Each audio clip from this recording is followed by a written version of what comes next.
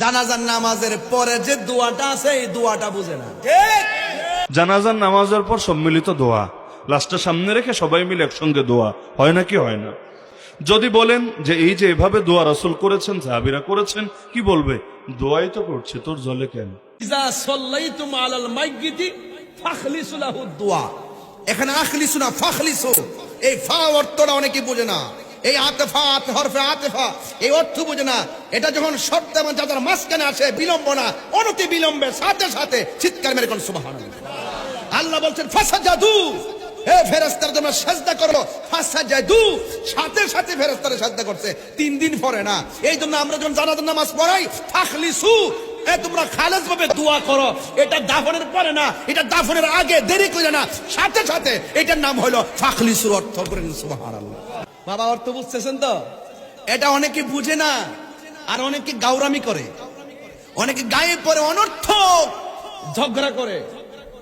সারা জীবন শুনেছি মৃত্যু জীবিত মানুষের সঙ্গে দুশ্মনী। এখন থেকে মানুষ মারা যাওয়ার পরও দুশ্মনী। এই লোকটা মারা যাওয়ার পরে সব বন্ধ, শুধু দোয়াটাই তো পুঁজি।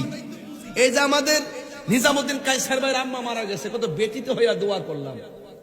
এই দোয়া করতে কি দলিল খোঁজা লাগবে? আপনি যাইছেন যে হ্যাঁ কেউ মারা গেছে মাহফিলে দোয়া করা কোন কিতাবে আছে? এটাকে আমি বাইর করতে পারবো? কোন কিতাবে লেখা আছে যে মাহফিলে ওইটা দোয়া করা যায়? আসেনি। সব জায়গায় প্রশ্ন করেন না, সব জিনিসটা ঠেললেন না।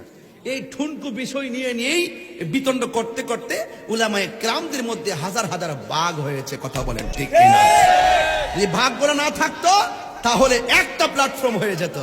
আজকে এই সমস্ত বিষয়াদিগুলো নিয়ে হাজার ভাগ করার কারণে উলামায়ে কেরাম কাঙ্ক্ষিত জায়গায় যেতে পারে না। বুঝেন? এই যে দেখেন, আমি যদি বানাই বলে আমার তো বলবেন আমি কি বুঝাতে চাচ্ছি, আপনি তো বুঝেন না। ইজা কুমতুম ইলা সলাতি ফাগসিলু বুজুহাকুম,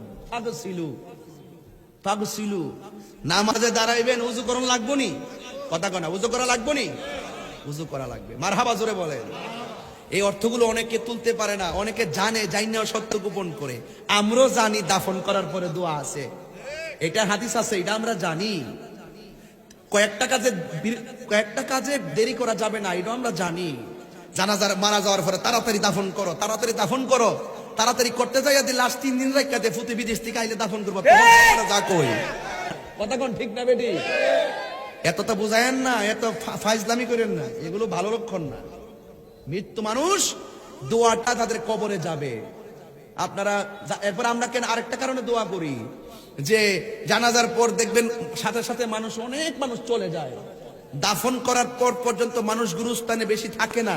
এই জন্য আমরা বেশি মানুষ থাকা অবস্থায় আমরা দোয়া করি। হ্যাঁ, তবে দোয়া করার সময় কাতারটা ভাঙ্গা করবেন, যেন মানুষ এই দোয়াটাকে নামাজের অংশ মনে না করে। কথা ঠিক কিনা? যেমন ভাবে আমরা আজানের আগে দুরূদ সালাম পড়ি, আজানকে দুরূদ সালামকে আজানের অংশ মনে করি না। এটা তাবারুকান বরকতের জন্য পড়ি। কথা বলেন ঠিক কিনা?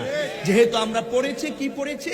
আমরা পড়েছি যে ইন্না দুআ মাওকুফুন বাইনাস সামাই ওয়াল আরদি লা ইয়াসআদু মিনহু শাই হাত্তা তুসাল্লি আলা নবী সাল্লাল্লাহু আলাইহি সাল্লাম। আসমান এবং জমিনের মাঝখানে দোয়াটা ঝুলন্ত অবস্থায় থাকে। যখন নবীর উপরে দুরূদ পড়া হয়, এই দোয়াটা আল্লাহর কাছে কবুল হয়। সুবহানাল্লাহ। এখানে দুইটা বিষয় মাথায় রাখতে হবে। যেই মানুষটা মারা গিয়েছে, আপনারা তার ভালো চান না খারাপ চান? কথা আগে বুঝেন। যিনি মারা গিয়েছেন তার ভালো চান না খারাপ চান? তার কষ্ট হলে আপনার ভালো লাগবে না তার আরাম হলে আপনার ভালো লাগবে? তো এখন যিনি মারা গিয়েছেন, যে কোনো হুজুরের কাছে গিয়ে, যে কোনো হুজুর মানে খালি কওমের হুজুর না, বাংলাদেশের যে কোনো সার্কেলের যে কোনো হুজুরে গিয়ে জিজ্ঞাসা করেন যে কোন মানুষ মারা যাওয়ার পর তাকে তাড়াতাড়ি কবরে রাখলে ভালো নাকি কবরে রাখতে দেরি করলে ভালো, জিজ্ঞেস করেন তো সবাই বলবে মাইয়াতকে যত তাড়াতাড়ি কবরে রাখবে তত বেশি ভালো। মাছ যেমন পানির মধ্যে সুখে থাকে, মাইয়াতকেও মারা যাওয়ার পরও মাটির মধ্যেই সে সুখে থাকে, বাইরে সুখে থাকে না। তাহলে এখন একজন মানুষ মারা গেলে তার জন্য দোয়া করার বিধান ইসলামে দিয়েছে। এই যে জানাজার নামাজ আমরা পড়ি না, জানাজার নামাজটা দেওয়াই হয়েছে দোয়ার জন্য। জানাজার নামাজে আমরা কি করি খেয়াল করেন? প্রথমে তাকবীর দিয়ে আমরা সানা পাঠ করি। সানা মানে প্রশংসা। কার প্রশংসা? নেতার না, নেত্রীর না, কার প্রশংসা? আল্লাহর। দ্বিতীয় তাকবীর দিয়ে আমরা দুরূদ শরীফ পাঠ করি। কার নামে দুরূদ? আমার নামে না, আমার পীরের নামে না, আমার হুজুরের নামে না, কার নামে? মুহাম্মদুর রাসূলুল্লাহ সাল্লাল্লাহু আলাইহি ওয়াসাল্লাম। তো এই দুইটা কাজ কেন করলাম জানেন? কারণ যে কোনো দোয়া কবুল করাতে চাইলে সবচাইতে নিরাপদ তরিকা হলো আগে আল্লাহর নামে প্রশংসা করবেন, তারপর 2 নম্বরে নবীজির নামে দুরূদ পড়বেন। আল্লাহর নামেও প্রশংসা নাই, নবীর নামেও দুরূদ নাই, ওই দোয়া কবুল হওয়ার আশাও কম। তাহলে দোয়া কবুল হওয়ার জন্য সহজ তরিকা হলো আল্লাহর নামে প্রশংসা, নবীর নামে দুরূদ। এই দুইটা কাজ হলো কিনা? 3 নম্বর তাকবীরের পর আমরা কি করি? দোয়া পড়ি। কি পড়ি? আল্লাহুম্মা গফির লিহাইয়িনা ওয়া মাইয়িতিনা ওয়া শাহিদিনা ওয়া গায়িবিনা। এই যে বিশাল এক লম্বা যে আমরা দোয়া পড়ি, এই দোয়াটা পড়ার কথা শিখিয়েছেন কে? মুহাম্মদুর রাসূলুল্লাহ সাল্লাল্লাহু আলাইহি ওয়াসাল্লাম। আচ্ছা বলেন তো, আমি যত বড় হুজুরই হই, আমি সুন্দর দোয়া করতে পারবো না রাসূল সুন্দর দোয়া করতে পারবেন? রাসূলের দোয়ার চাইতে ভালো দোয়া তো মক্কার ইমামও পারবে না, মদিনার ইমামও পারবে না। পৃথিবীর সব হুজুররে এক পাশে দাঁড় করান, আল্লাহর রাসূলের দোয়ার সমতুল্য দোয়া কোনো বাপের বেটাই করতে পারবে না।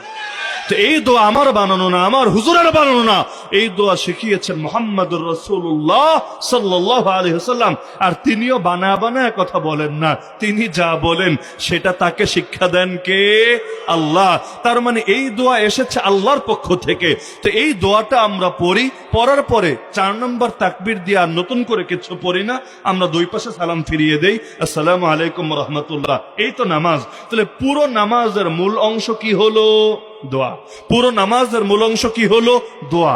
আর দোয়া যাতে কবুল হয় এজন্য শুরুতে আল্লাহর প্রশংসা, নবীর শানে দুরূদ, আবার শেষে গিয়ে আল্লাহু আকবার বলে আল্লাহর বরত্ব, আর সবার শেষে সালাম। বেশ, এই মূল হলো দোয়া। তো এখন দোয়া মানে নামাজ পড়ে দোয়া করে দিলাম, এবং আমার ভাষায় না, আল্লাহর শেখানো ভাষায়, রাসূলের শেখানো ভাষায়। এখন যদি আপনি এসে বলেন হুজুর আরেকবার দোয়া করে দেন, এতক্ষণ কি করলাম? বলবে হুজুর এতক্ষণ তো আরবিতে করছেন, এখন বাংলায় কইরা দেন। কেন রে ভাই, বাংলার স্পিড কি বেশি যে আরবি চলে 2G-তে আর বাংলা চলে 5G-তে?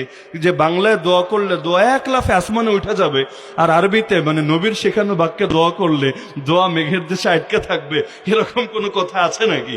তাহলে যখন মানলেনি নবীর দোয়ার চাইতে উত্তম কোনো দোয়া হতে পারেই না, তো দোয়া তো করলাম, সবাই মিলে করলাম, একা একা না। জানাজা কি একা একা পড়ে নাকি? আরে ভাই একা একা পড়ে নাকি? একা একা দুনিয়ার বুকে জানাজা পড়া হয়েছিল কার?